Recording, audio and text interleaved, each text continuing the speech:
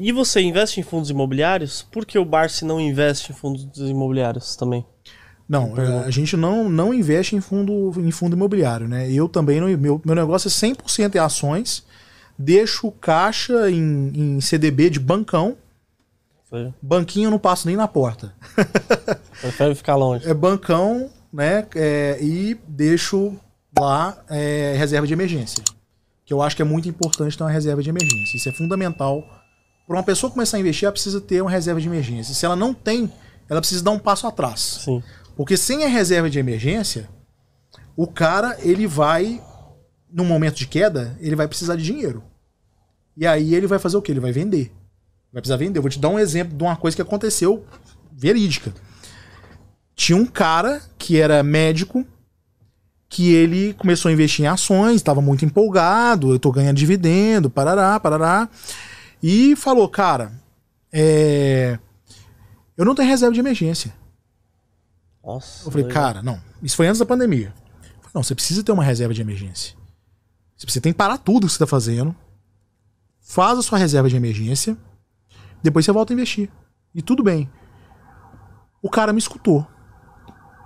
Chegou a pandemia, ele perdeu todos os pacientes dele. Nossa. Ele não conseguia atender mais nada. O cara que tinha uma renda, sei lá, de 20 mil por mês foi pra zero. Nossa.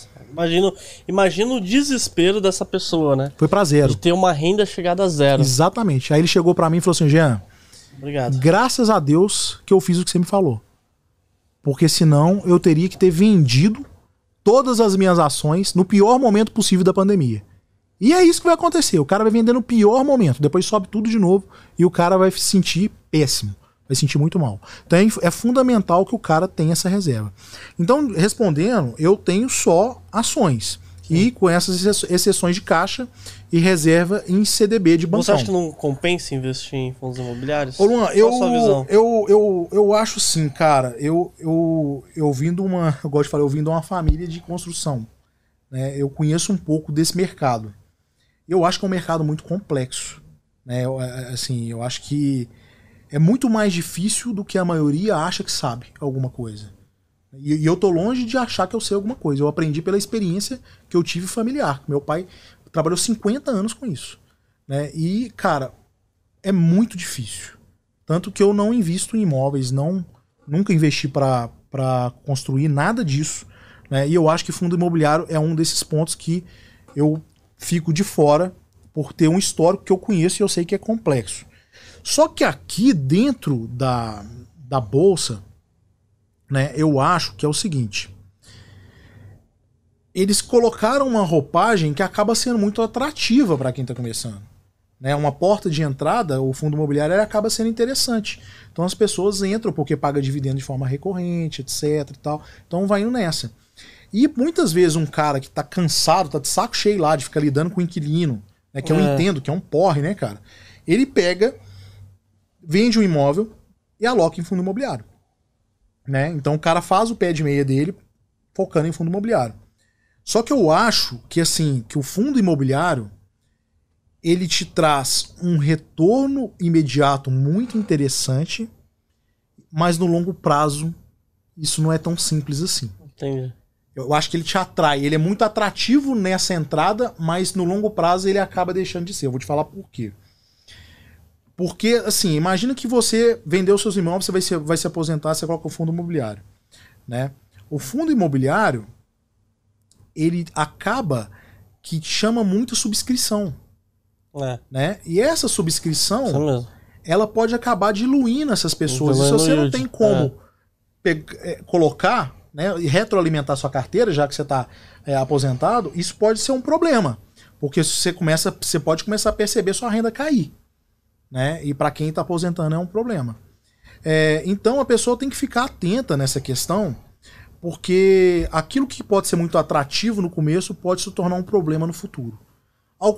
E aí o fundo imobiliário ele não tem projetos, ele não tem alavancagem de ganho de capital que possa aumentar de forma exponencial um dividendo. Verdade. Então, por exemplo, você pega uma empresa tipo Klabin, que a gente estava falando agora. Cara, se o cara começa ali investindo em Klabin, né, investindo em Klabin ali a R$2, Começou a comprar Klabin, fez Klabin. A empresa fez Puma 1, fez Puma 2, fez Puma 3. Cara, de repente, o cara, ele tem um yield on cost, que é o custo sobre o capital investido, o retorno em dividendo sobre o capital investido, de, cara, 20, 30%. Isso um fundo imobiliário não vai te dar, cara, entendeu? No longo prazo é difícil, porque não tem a potência que um projeto de empresa dentro da sociedade ela retorna. É completamente diferente, né? Então eu acho que as pessoas, elas podem ter o fundo imobiliário com porta de entrada, mas talvez para aprender, né? Mas Entendi. começa a migrar, conhecer empresas, entrar em projetos que vai acabar gerando valor para a sociedade como um todo. E isso vai ter uma puta de uma potência no final das contas, né? Então você pega, tipo, cara, Unipar.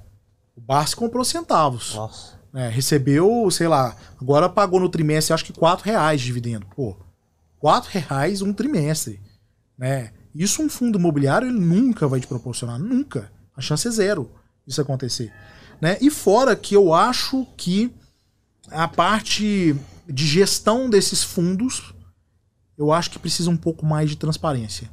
Eu acho que... Tá meio nebuloso.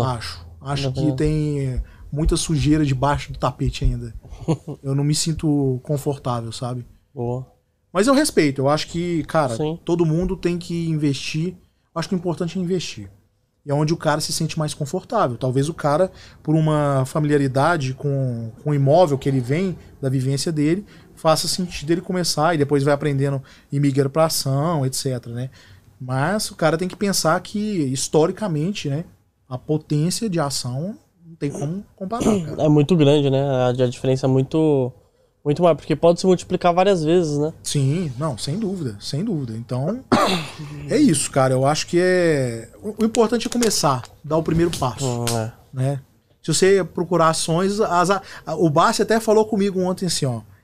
Aí eu tava com ele antes da noite de autógrafo. E aí ele falou assim, ó, Jean, você sabe de uma coisa? Quando eu escrevi o estudo do Ações Garantem um Futuro, eu falei que no final que ações garantem um futuro.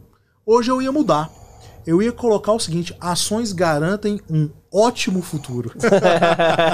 Falou isso aí? Falou. O Barsi é sensacional, né? Os ensinamentos dele é muito bom. Já. Então, assim, é alguém que trilhou um caminho, né? Humildade, muita simplicidade, veio lá de baixo e conseguiu um ótimo futuro com ações. Não foi com fundo imobiliário. Né? E, na verdade, a gente tem que espelhar, né? Inspirar quem chegou lá, né? Verdade, quem com deu certeza. certo. Eu não conheço nenhum investidor de fundo imobiliário que ficou rico com fundo imobiliário. Que conseguiu virar a vida com fundo imobiliário. Bilionário, né? Vamos ver, 200 pessoas acompanhando a gente aqui agora. Vocês conhecem algum bilionário de fundos imobiliários que ficou com fundos imobiliários? Comentem aqui. Que fez realmente algo igual o Barsi fez com fundo imobiliário. Eu não conheço. Eu também não conheço. Não tem essa história. Senão pode apresentar pra gente aí. Apresente pra gente aí, já indica ele podcast.